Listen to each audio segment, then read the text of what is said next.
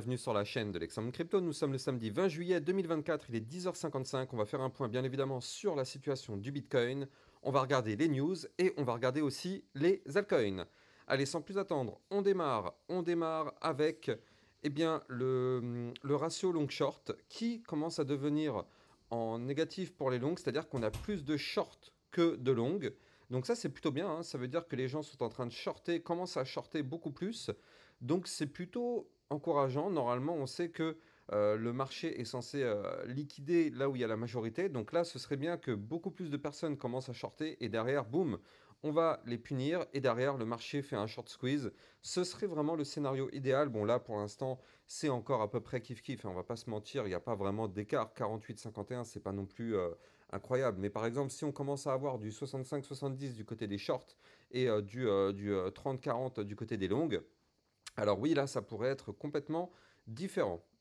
Du côté des news, on voit que, bon, bah, bien évidemment, vous l'avez vu, hein, hier, il y a eu la panne mondiale Microsoft qui a quand même paralysé énormément de choses, du côté déjà des aéroports, du côté aussi bah, des entreprises, enfin bref, les banques aussi. Il y a eu énormément de pannes, énormément de problèmes hier, donc on voit que juste quand Microsoft commence à vacciner, même si ce n'était pas directement eux les fautifs en fait en réalité, mais bon, vu que ça passe par le système Microsoft, et ben, en réalité derrière ça fait bugger bah, énormément d'entités. C'est quand même assez dangereux au final, c'est là que ça nous fait ouvrir les yeux. C'est quand même assez dangereux, il suffit que un gros tombe pour que tout le monde entier tombe, c'est quand même assez flippant, mais bon. En tout cas, voilà, c'est le jeu. C'est passé hier. Il y a eu beaucoup de problèmes du côté des entreprises. On l'a vu aussi même hier soir, hein, d'ailleurs. On l'a eu hier, il y a eu des entreprises de téléphonie, par exemple SFR, Free, Orange, qui sont tombées aussi. Enfin bref, ça paralyse énormément de choses. Bref, Galaxy Digital qui a acquis la majorité des actifs Ethereum de Crypto Manufacture, augmentant son portefeuille de staking de 43%. Cette transaction ajoute 1 milliard de dollars en Ethereum, portant le total des avoirs en Ethereum de Galaxy à 3,3 milliards de dollars. C'est incroyable, c'est un gros move. Enfin, 3,3 milliards de dollars, je ne sais pas si vous vous rendez compte. C'est juste colossal. Donc ouais, ça montre quand même que les Ethereum sont quand même plutôt demandés en ce moment. Alors hier, je vous avais mis des petites alertes. On avait vu ici que le Bitcoin formait un double bottom. Boum, double bottom validé, Bitcoin qui explose. Derrière, ça a déclenché le mouvement haussier qu'on a connu hier soir. D'ailleurs, hier soir, aux alentours de 19 heures, je vous avais fait une vidéo flash spéciale justement pour vous expliquer ce qui se passe. Alors, là, du côté des news, on continue. Et donc, on arrive sur donc, le Chicago Board Option Exchange qui a répertorié 5 ETF spot Ethereum qui commenceront à être tradés le mardi 23 juillet. Donc, parmi les 5, eh bien, on voit bien évidemment 21 Shares de Core Ethereum. On a le Fidelity Ethereum Fund, on a le Franklin Ethereum ETF, Invesco Galaxy pardon, et le Van Eck Ethereum. Bon, le Van Eck, c'est plutôt logique, c'est eux les premiers à l'avoir demandé. Donc effectivement, ça pourrait sentir bon pour le 23 juillet. Il y a de plus en plus d'informations qui montrent que ça pourrait être ce jour-là. Donc, à surveiller, clairement, ça pourrait être intéressant. Encore une fois, je le rappelle, attention aux buy the rumor, sell the news. Beaucoup de personnes vont acheter et beaucoup de personnes vont vendre ce jour-là. Donc, soyons extrêmement prudents.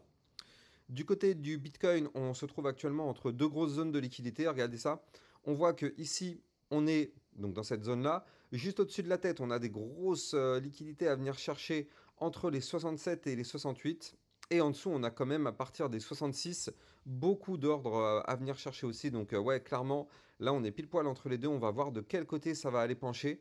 Mais ça peut être intéressant parce que là, on voit quand même qu'il y a des gros pics. Donc ça peut faire des mouvements assez intéressants. Et du côté de Telegram, eh bien, on voit que donc Pavel Durov, pardon, qui est le fondateur de Telegram, en fait, il déclare que nous introduirons ce mois-ci un mini store d'applications et un navigateur in-app avec prise en charge des pages Web3. Et donc ça, en fait, il dit aussi qu'il veut vouloir intensifier les efforts aussi pour lutter contre les escrocs qui cherchent à scam les nouveaux venus dans le domaine des crypto-monnaies. Ça, vous êtes au courant, hein, vous le savez, dès que vous allez sur une application, que ce soit Telegram, Discord, WhatsApp, YouTube aussi, quand on suit les vidéos, vous savez que vous allez recevoir des messages en privé avec de l'usurpation d'identité. Les scams, en fait, vont vous contacter avec, par exemple, moi, par exemple, avec mon pseudo, mon avatar, par exemple, mais ça marche aussi pour n'importe qui, hein. Si vous prenez, par exemple, je sais pas, Asher, vous allez sur son Telegram ou sur son Discord, ben, vous risquez de recevoir des messages de personnes se faisant passer pour Asher, pour moi aussi. Enfin voilà, c'est comme ça, c'est le jeu des scams. En fait, ils cherchent à vous contacter en privé et ils savent très bien qu'il y a des personnes qui vont tomber dans le panneau. S'il y a une personne qui vous contacte en privé en vous disant oui, c'est moi, Lexamoon, viens, je te propose un service intéressant, tu es sûr et certain de gagner de l'argent. Pour ça, il faut que tu me donnes 500 $, je les pose sur une plateforme et derrière, bah, tu vas gagner de l'argent parce que c'est comme ça qu'ils font. Eh bien, il y en a malheureusement qui tombent dans le panneau. Et donc, ils le savent, hein. Ils savent que 80% des personnes ne vont pas les croire, mais ils savent qu'il y a 20% des personnes qui vont tomber dans le panneau et eux, ils se font de l'argent avec ces 20% des personnes. Donc, clairement, c'est une bonne chose que de lutter contre les escrocs. Et encore une fois, je le rappelle, ne répondez jamais en privé à qui que ce soit. Vous êtes sûr et certain de tomber sur un arnaqueur. Allez, on démarre l'analyse technique de notre Bitcoin, mais avant ça, je rappelle bien évidemment que tout ce que je vais dire dans cette vidéo n'est en aucun cas un conseil financier, c'est à vous de faire vos propres recherches, et n'oubliez pas que le trading de crypto comporte des risques de perte partielle ou majeure.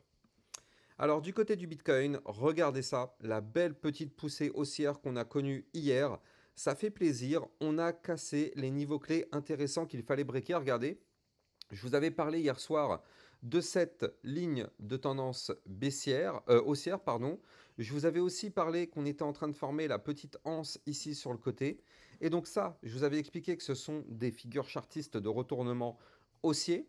Donc hier, il fallait déjà que si on voulait reprendre de la hausse, il fallait absolument récupérer les 65 091. C'est chose faite, vous le voyez ici, on a récupéré ce niveau clé. Il fallait aussi qu'on récupère la résistance des 65 535. C'est chose faite là aussi, vous le voyez. Et donc derrière, vous le voyez, on a pump, on a pump, on a pump. On a tenté de breaker la résistance des 66 956, vous le voyez, parce qu'on a fait une petite mèche juste au-dessus. La mèche qui a quand même été chercher les 67 500 $. Malheureusement, on a clôturé où? Juste en dessous de la résistance. Mais c'est pas grave. Ok, c'est une résistance, ça nous bloque, oui, c'est vrai. Mais c'est pas grave, regardez, parce que hier, par la même occasion, on a validé ici, en cassant cette ligne, une épaule, tête, épaule inversée, qui est, je le rappelle, une figure chartiste de retournement haussier. Donc là, hier, on a breaké ce niveau clé. Donc là, aujourd'hui, à quoi il faut s'attendre? Vous le savez, c'est pas moi qui vais vous le dire, vous le savez. Je vous l'ai suffisamment appris sur ma chaîne YouTube. Faut pas croire ceux qui vont dire qu'on va pump to the moon. Là, vous le savez, qu'est-ce qui nous attend? Il nous attend le pullback. C'est-à-dire que là, on a cassé cette ligne. On a même aussi cassé les 65 535. Donc là, à quoi il faut s'attendre? Non, non, non, il ne faut pas s'attendre à ce qu'on fasse ça. Non, surtout pas. Il faut s'attendre à ce qu'on revienne retester les niveaux clés qu'on a breakés. Donc on a breaké ici les 66 065. Donc ça, attendez-vous à revenir les tester. Et on a breaké les 65 535. Donc ça, attendez-vous à revenir retester ce niveau clé, voire même, pourquoi pas, retester ici le dernier point haut qu'on avait breaké à 65 109. Voilà, donc ça, aujourd'hui, il faut plutôt pencher sur un scénario de retour sur ces niveaux clés pour faire le pullback. Alors bien sûr, le Bitcoin fait ce qu'il veut. S'il a envie de pump, il pump et il n'y a pas de souci. Mais il faut rester quand même fidèle aux règles de base qui sont qu'à chaque fois qu'on break un niveau clé, on revient quasiment systématiquement les retester. Disons que les probabilités sont augmentées pour faire ce scénario plutôt que de pump sans avoir fait ce scénario. Après, si on fait directement le pump, moi je serais content bien évidemment, mais c'est juste qu'il vaut mieux rester terre à terre et ne surtout pas être naïf. C'est pas parce qu'on a une poussée haussière que ça y est, c'est bon, c'est reparti. Maintenant, ce qu'il faut bien se dire, c'est que là, cette résistance des 66 956, je vous avais prévenu, hein, je vous avais dit que ça allait être une grosse zone de résistance, très très difficile à breaker. Et là, vous le voyez, on s'est cassé les dents dessus une première fois, ce qui est tout à fait logique parce que vous le savez, on ne break jamais une résistance en one shot. On fait toujours plusieurs tentatives de cassure avant de breaker. Regardez l'exemple qu'on a eu ici, hein, on a fait plusieurs tentatives de cassure de la ligne de tendance baissière avant de la breaker réellement. Donc vous l'avez compris, c'est suite à plusieurs tentatives qu'on break. Donc là, on a tenté une fois, on s'est fait rejeter. Aujourd'hui, on tente une deuxième fois, on se fait rejeter. Donc là, il faudra peut-être s'attendre à 3, 4, 5, peut-être un peu plus de tentatives avant, pourquoi pas, de breaker. Donc ne soyons pas pressés. En tout cas, ce qui est bien, c'est que là, le Bitcoin, si je me mets dans une vue long terme, regardez ça, je suis passé en vue hebdomadaire là. Qu'est-ce qui se passe? Eh bien, il faut bien comprendre que le Bitcoin est en train de s'éloigner de la zone de danger. Souvenez-vous, la zone de danger qui était ici, avec la ligne de coup du double top qui était là. Cette ligne de coup nous a malheureusement entraîné une première phase baissière, mais ça, c'est pas pour aller chercher la target. Je rappelle que la target de ce double top, c'était d'aller chercher les 51 000 dollars, voire même des points plus bas. Donc là, on s'éloigne considérablement de cette zone de danger qui se trouve ici à 61 418 dollars. C'est ça notre zone de danger. Si on repasse en dessous, malheureusement, on redevient de nouveau sous la menace du double top. Mais là, on s'en éloigne très fortement avec une bougie de volume. Et maintenant, on n'est plus très loin de casser cette fois-ci le haut du bull flag. Parce que souvenez-vous, on a un Bitcoin qui est dans ce qu'on appelle un bull flag, c'est-à-dire qu'on a un pattern ici, enfin une phase ascendante, puis un retracement ici. Et donc là, il suffit maintenant qu'on casse mon trait bleu qui est ici, donc on n'y est pas encore, hein, mais il suffit qu'on casse les 69 005 hein, pour être précis, parce que là on a le trait bleu qui est ici, qui est la ligne de tendance baissière à 68 500, mais pour moi ce qui compte ce sera surtout les 69 005. Donc maintenant il faut impérativement qu'on casse les 69 005 pour casser le bout de flag et cette fois-ci décoller. Alors là, ce qui est intéressant, c'est qu'on voit qu'on a des bandes de Bollinger en vue hebdomadaire qui commencent à se resserrer. Donc là, le scénario idéal serait maintenant de latéraliser un petit peu comme ceci, et par la suite, casser les bandes de Bollinger qui pourraient être très resserrées et lancer une deuxième phase de bull run. Et là, dans ce cas-là, on pourrait aller chercher, pourquoi pas, les 75, les 80 000 dollars, voire même les 90 000 dollars. Alors attention hein, pour ceux qui pensent qu'on va aller à 300 000 dollars ou 1 million de dollars. Alors, bien évidemment, j'aimerais aussi, comme vous, hein, si vous pensez ça, j'aimerais qu'on arrive à ces niveaux-là.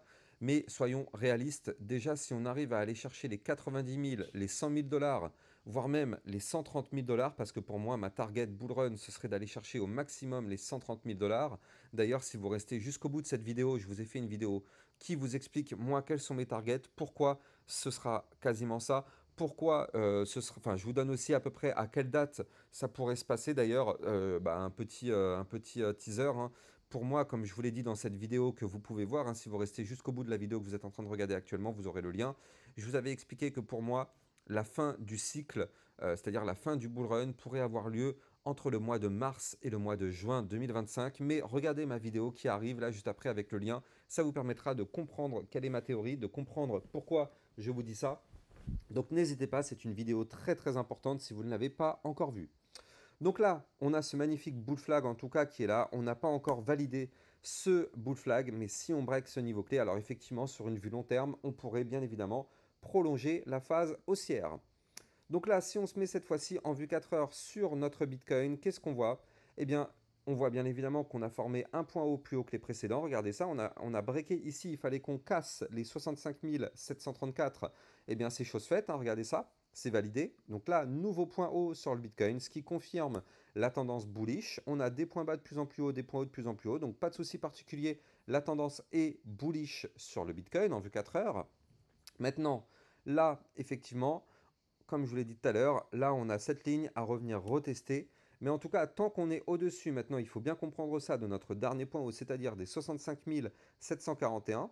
Alors là, il n'y a pas de souci particulier.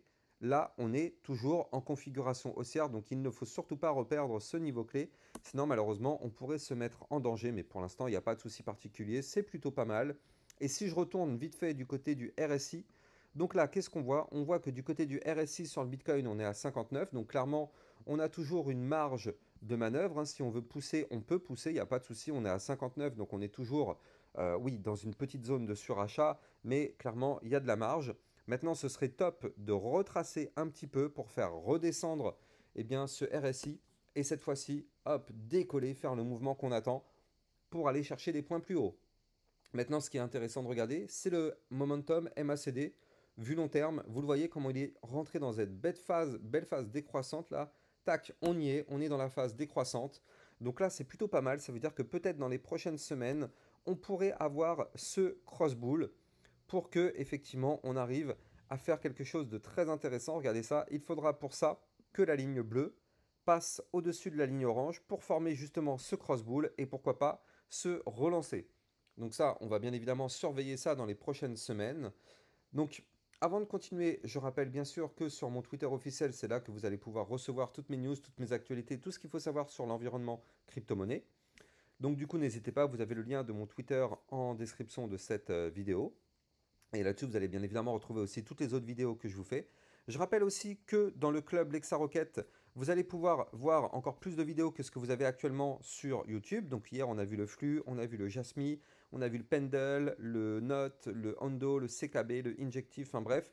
Tout y est dans le club Lexa Rocket. N'hésitez pas, ça vous permet de recevoir encore plus de vidéos. Là encore, vous avez le lien en description de cette vidéo. Allez, on va jeter un coup d'œil du côté de nos altcoins. Et donc justement, qui dit altcoin dit Solana. Parce que du coup, le Solana, ça fait maintenant quelques temps que je vous dis qu'il faut absolument surveiller cette crypto. Et là, ça y est, elle commence à pousser. Donc ça fait plaisir. Elle commence à décoller. Hier, elle nous a fait un très joli mouvement à 7 ou 8%, ce qui est énorme. 7 ou 8%. Attendez, combien on a pris hier sur le Solana? On était ici et on a poussé jusque-là. On a même été prendre un 10%, ce qui est juste colossal, hein. Je rappelle qu'une crypto-monnaie, en général, varie entre 3 et 4% par jour, que ce soit à la hausse ou à la baisse. Là, on a fait un 10%. Alors, pour les plus débutants, ils vont me dire, non, mais c'est nul, 10%, nous, on veut du plus 100%, plus 200%. Oui, mais je rappelle qu'en une journée, ne soyons pas naïfs, plus 10% en une journée, c'est juste colossal. Donc là, du côté du Solana, souvenez-vous, il fallait absolument qu'on break ici notre range par le haut. Donc le range qui se trouve à 160,13. Et qu'est-ce qui s'est passé? C'est chose faite, vous le voyez. Hier, on a fait une belle clôture avec du volume. Donc la cassure est validée. Donc là, du côté du Solana, c'est bon, c'est propre, c'est dans la poche. Maintenant, ce qu'on veut, c'est casser la résistance qui nous a fait mal aux 173 $. Comme ça, si on casse cette résistance, on pourrait de nouveau aller chercher d'ailleurs même, c'est pas les 173 en réalité, c'est ici le bas de l'ancien range qui est là, hein. Si je prolonge je vais juste tout simplement en fait prolonger l'ancien range et vous allez voir ce qui s'est passé. Tac, et bien en fait c'est lui qui nous a rejeté. Mais ça aussi on avait vu ce scénario-là. On avait vu que déjà il fallait qu'on casse les 169,8. Si vous regardez mes autres vidéos, c'était le niveau clé que je vous avais donné. Si on break ce niveau clé, alors oui, ça permet d'aller chercher les 173,05, puis les 180,04, puis les 191 $. Donc ça, ce sont les targets qui nous attendent. Si on arrive à breaker et réintégrer l'ancien range par le bas, ce sera quelque chose de très bullish. Mais là, pour l'instant, vous le voyez, malheureusement, le Solana n'a pas réussi. Il faut aussi bien garder en tête que là, vu qu'on a cassé un niveau clé hier, et oui, on a cassé l'ancien range, donc à quoi il faut s'attendre? À un pullback, c'est-à-dire revenir retester les 160,13 qui est le niveau clé de pullback, à revenir retester. Donc aujourd'hui, ne soyons pas naïfs, on est actuellement sous résistance, il est tout à fait possible de se faire rejeter et d'avoir le pullback. Alors après, on peut bien évidemment aussi ne pas faire ce pullback et continuer de pump et aller chercher des points plus hauts. C'est tout à fait possible. Mais bon, vous l'avez compris, nous ne sommes pas naïfs, on sait que le pullback, c'est quand même une règle de base dans le trading qui arrive relativement souvent. On va jeter un coup d'œil du côté de l'Ethereum.